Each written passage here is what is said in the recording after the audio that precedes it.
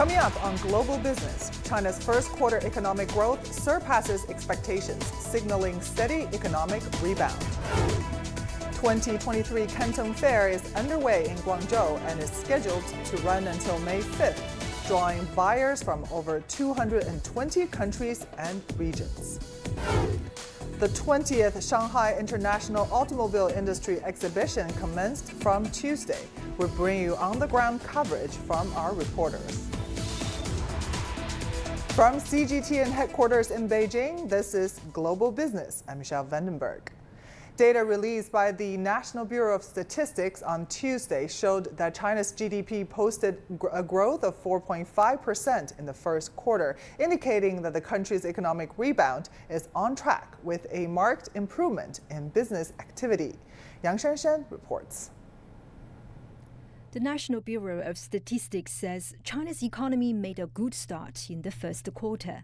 The latest economic data in the first quarter of 2023 shows an improvement in industrial production and enterprises' expectations.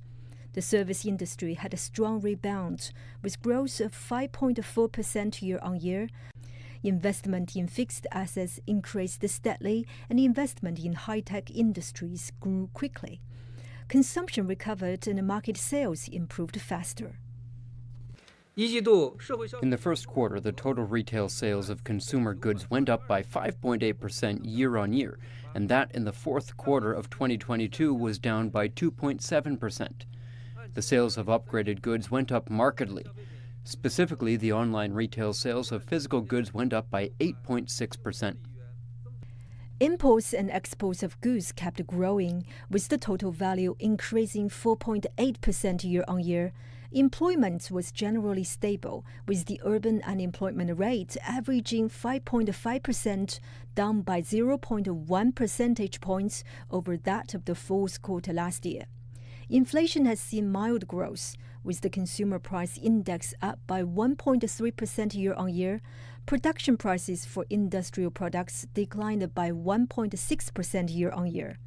Residents' income increased steadily, and the income of rural residents grew faster than that of urban residents.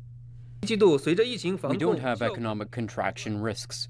Though the rise of core CPI is not high, we must notice the food price and energy prices are dropping compared to last year, and economic recovery is still on track.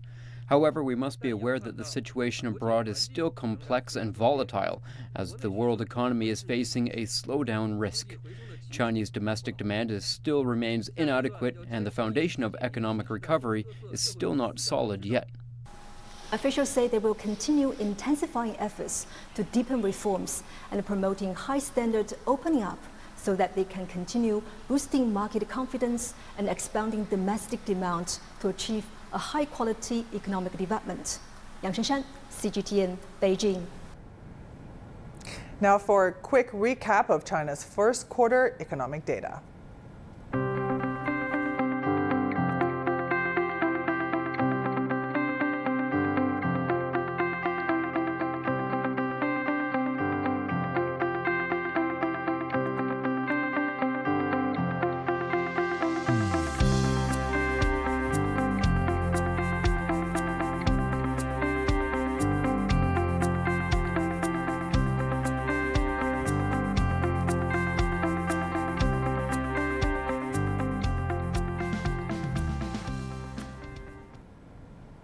Now, China's Ministry of Finance held a press conference on Tuesday to unveil the fiscal revenue and expenditure situation for the first quarter of 2023. Let's take a closer look at the data.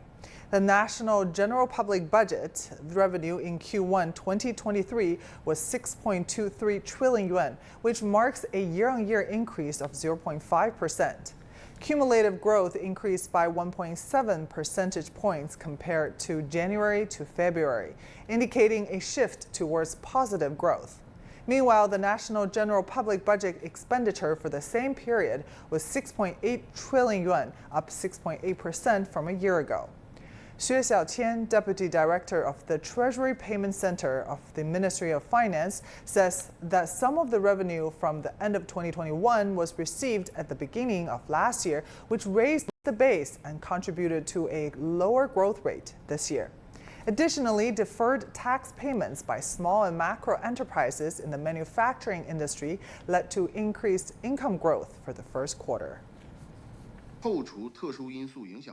After deducting the special factors, the revenue in the first quarter increased by 3%, and the national revenue in January, February, and March increased by 1%, 4%, and 6% respectively. The fiscal revenue showed a stable upward trend. From the trend of revenue in the later period, the overall recovery of the Chinese economy will provide basic support for the growth of fiscal revenue, which is expected to continue to recover steadily. Our reporter Aaron Liu spoke to Zhang Bin, non-resident senior fellow at the China Finance 40 Forum, a think tank, for his insights on China's economic growth. The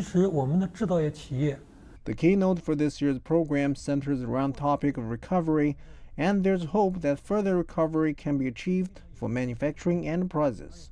This is due to the resilience of these enterprises, as evidenced by their competitiveness in the international market over the past several decades.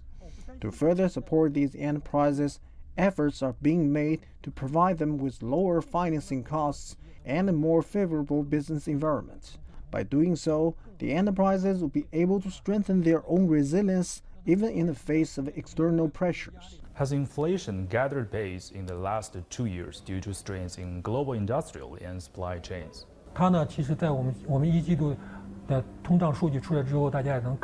According to the recently released first quarter inflation data, the producer price index has been consistently negative for several months, while the consumer price index remains low, indicating a lack of demand. Although domestic demand has shown some sign of recovery, it had yet to reach a reasonable level, resulting in weak overall demand and consequently weak pricing. While private enterprise investments have started to recover, it is still fragile and will require more time for full recuperation. What is your regional view on China's economic direction for the rest of this year? To expand domestic demand, it's necessary to increase business profitability and create more job opportunities. For this, a combination of strategies can be employed. Firstly, monetary policies can be adjusted, particularly interest rates, and balance sheets can be improved. Additionally, government spending on infrastructure can serve as a supporting force and create bottom-up growth. Moreover, real estate enterprises could be supported through improved liquidity and balance sheet restructuring. All of these measures could help support an environment conducive to economic growth in China.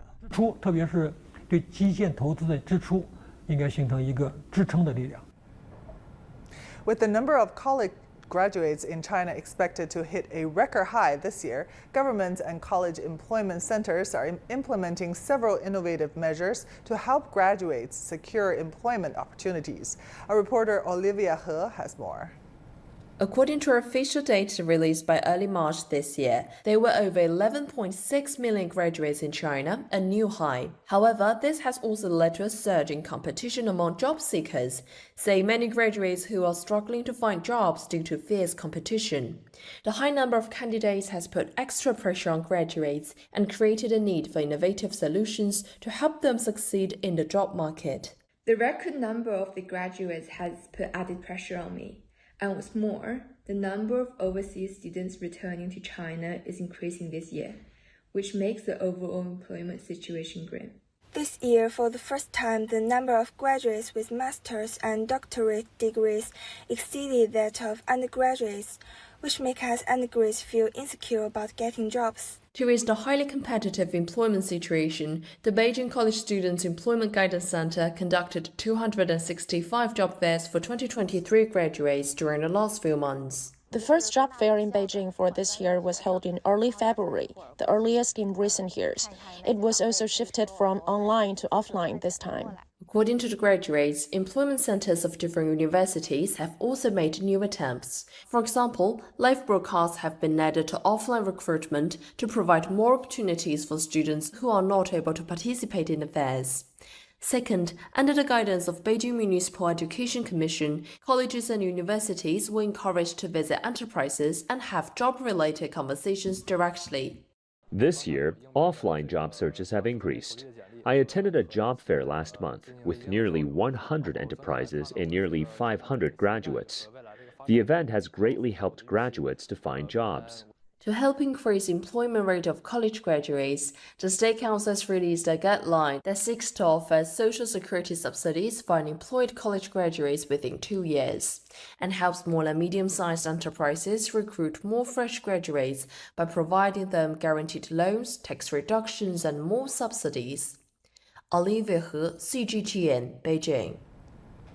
You're watching Global Business, still to come. The 2023 Canton Fair is underway in Guangzhou and is scheduled to run until May 5th, drawing buyers from over 220 countries and regions.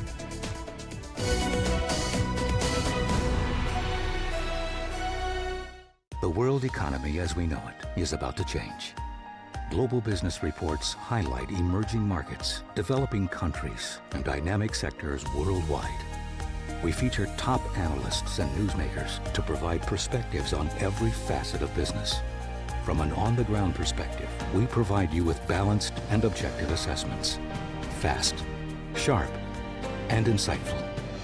Global Business, only on CGTN.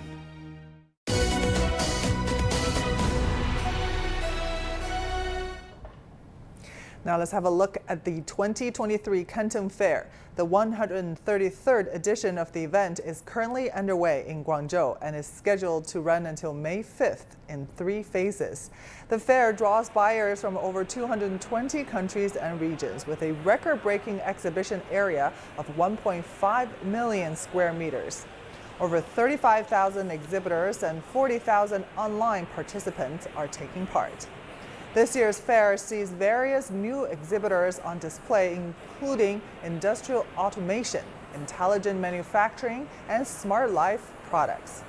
Official data shows foot traffic during the first 3 days of the fair surpassed 900,000. The Canton Fair has always been seen as a barometer of China's foreign trade, capturing the export prowess of local companies. And some brands have been attending the fair for decades as they continue to ship products overseas. CGTN's Omar Khan spoke with several businesses on what the Canton Fair means to them. The 133rd edition of the Canton Fair has kicked off, and this year it's aiming to be bigger and better in nearly every regard. Many of the local companies here are championing made-in-China products as they continue to sell to overseas markets and clients. And many of those enterprises have continuously come to this very expo with hopes of cashing in on the platform it provides.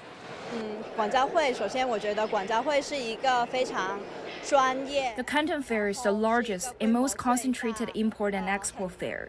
We've been attending this fair since the year 2000, so more than 20 years. It's an important platform that enables face-to-face communication and exchanges with customers. It gives us a chance to expand. We can also maintain our existing relationship with customers.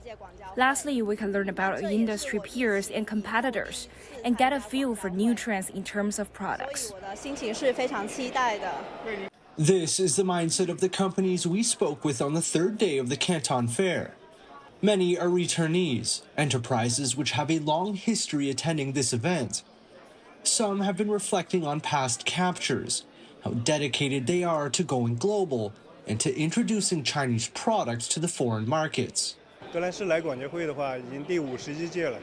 51st time Galans is attending the Canton Fair, with the first time being back in 1998. Back then, we had a tiny booth, 9 square meters with only a few products. Aside from being a platform for global trade, manufacturing, and communication, this event allows for continuous upgrading and development. It has allowed us to go to overseas markets, such as Europe and the US. We are growing steadily in the Middle East, Southeast Asia, and Latin America. Other exhibitors are looking at the past 3 years of COVID-related impacts and are aiming to forget, recover, and overcome. With the Canton Fair, it's one step closer to fully returning to business. Just as you and I spoke last year, we showcased intelligent products. This year, we're focusing on energy conservation. This year's event is definitely different from before. It has special significance. We're meeting new buyers from overseas markets. We're also seeing old friends that we haven't seen for 3 or 4 years, and it's great to connect with them again. Omar Khan, CGTN, at the Canton Fair in Guangzhou, Guangdong Province. The leading mechanical and electrical engineering trade fair in Germany, Hannover Messe, started on Monday. One of the special Chinese exhibition areas featured at the fair is Invest in China, which serves as a platform to promote manufacturing cooperation between China and Germany. Our reporter Su Xinbo has more on this story. The Hannover Messe, one of the most significant industrial events globally, opened its door to exhibitors and visitors from around the world on Monday. Its theme for this year, Industrial Transformation, Making the Difference, provides an avenue for over 4,000 companies to showcase innovative solutions for future production and energy supply related to automation, artificial intelligence, hydrogen technologies, and carbon-neutral production. Apart from Germany and Indonesia, the partner country of this year's fair, exhibitors from China, Italy, Turkey, and the United States are among the most prominent. One of the fair's notable features is the Invest in China exhibition that aims to promote bilateral trade, investment, and enhance China-Germany manufacturing cooperation, according to local representatives and business leaders. Invest in China. The Investment in China exhibition provides a window for German companies and visitors to understand the most potential areas for investment in China and shows how to connect with Chinese companies. German companies should invest in China, especially in technology innovation, as they will benefit from the smart manufacturing in China. Some other experts are bullish on cooperation in areas such as industrial modernization, electric vehicles, urbanization, and life sciences, especially as China has demonstrated its achievements in science and technology in recent years. I'm very optimistic about the participation of Chinese enterprises in Hannover Messe, which can fully showcase the innovation advantages and competitiveness of Chinese enterprises. China has been Germany's most important trading partner for many years in a row. As global and Chinese economy continues to recover, German and Chinese companies will gain more opportunities from each other via channels like Hannover Messe. Su Xinbo, CGTN, Beijing.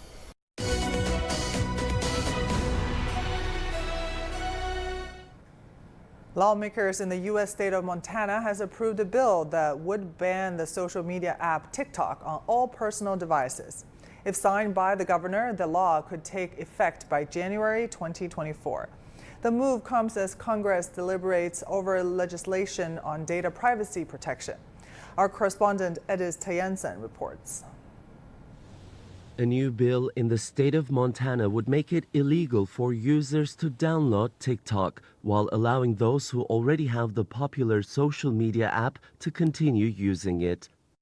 Legal experts say blocking downloads in one state would be impossible to enforce. The issue with TikTok is something that the U.S. government has to deal with, not an individual state.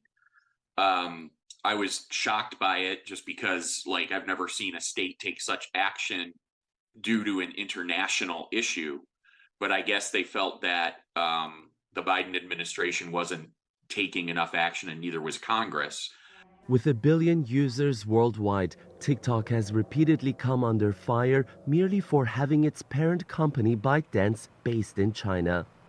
The social media giant's efforts to store personal data in servers outside of China haven't stopped critics from demanding action.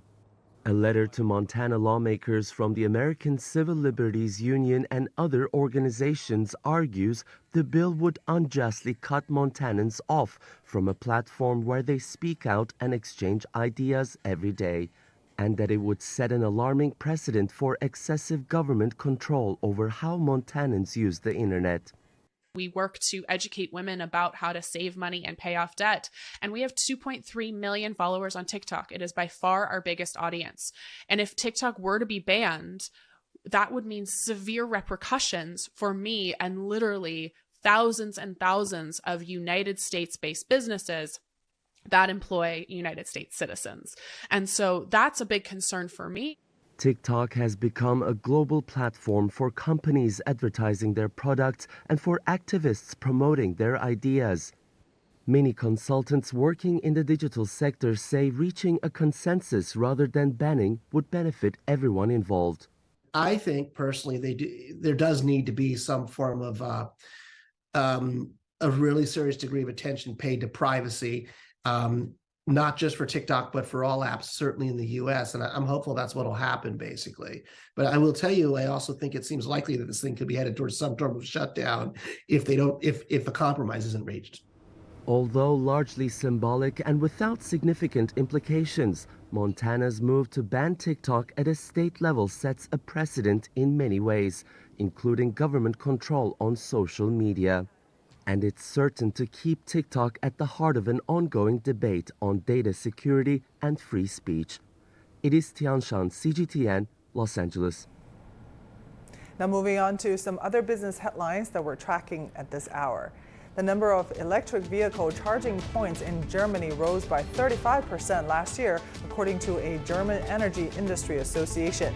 The growth comes on the back of earlier reports that nearly 1.5 million pure electric cars were in use in the country as of October last year. Bank of Japan Governor Kazuo Uda said on Tuesday that Japan will continue to achieve the central bank's 2% inflation target through monetary easing, although it may take time. The BOJ is buying Japanese government bonds as part of achieving its 2% inflation target rather than monetizing debt.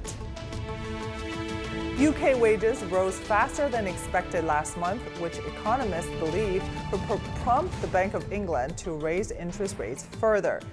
Over the same period, the Office for National Statistics said unemployment edged up to 3.8%, the highest since the second quarter of 2022.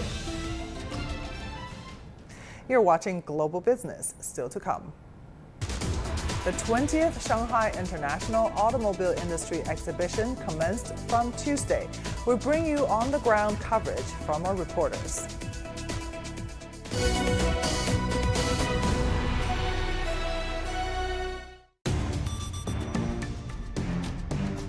360-degree profiles of industry movers and shakers, tech mavericks, and policymakers. We drill down on their success. We ask how they set strategy and how they navigate in an increasingly competitive market. Real talk, real business. Join the conversation.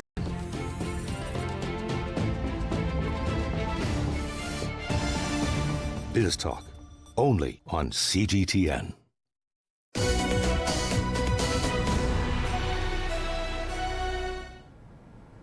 The world's biggest car makers are back at this year's Shanghai Auto Show. They're showcasing their newest and smartest products in the world's largest auto market. This year, electric and autonomous vehicles are definitely grabbing the spotlight, as CGTN's Chen Yilin reports. Welcome to Auto Shanghai 2023. The theme of this year, embracing the new era of the automobile industry.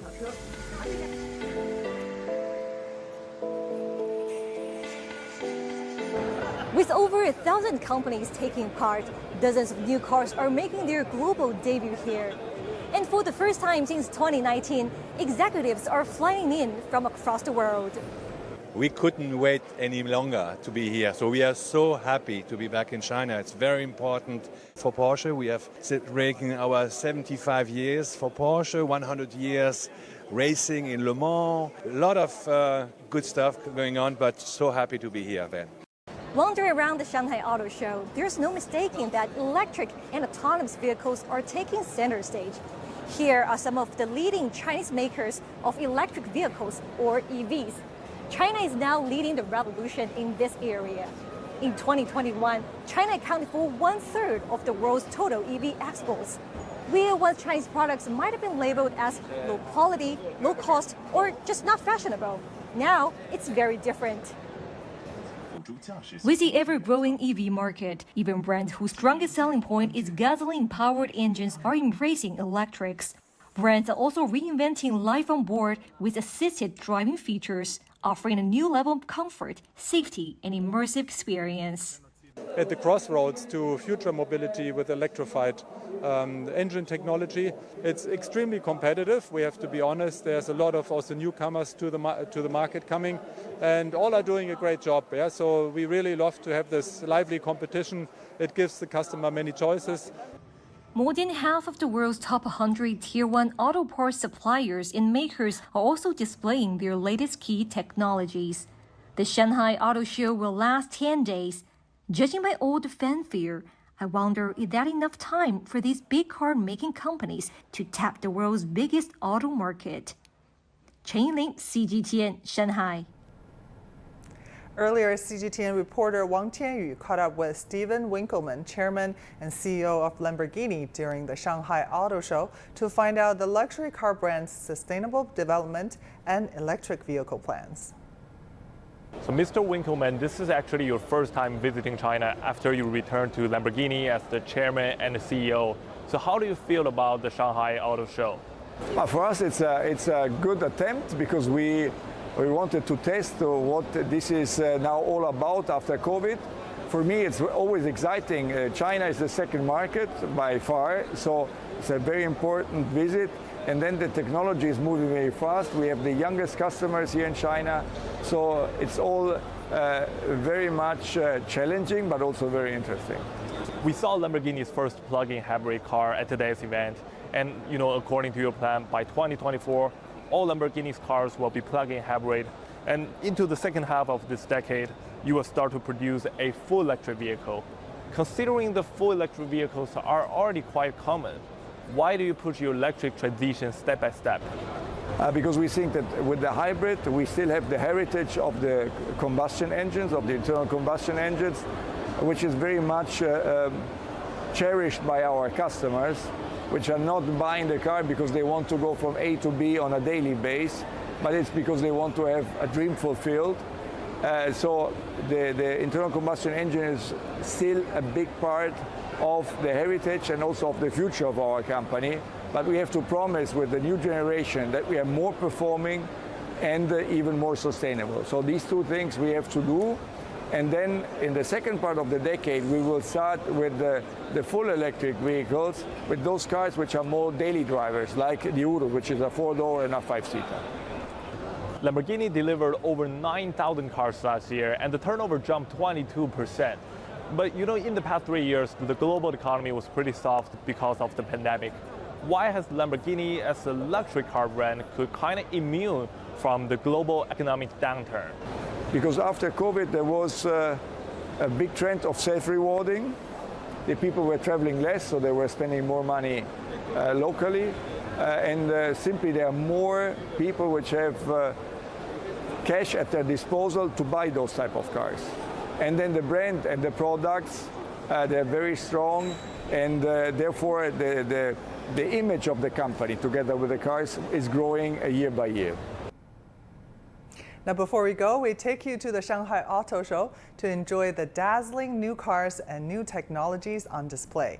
I'm Misha Vandenberg in Beijing. Thank you for watching. Bye for now.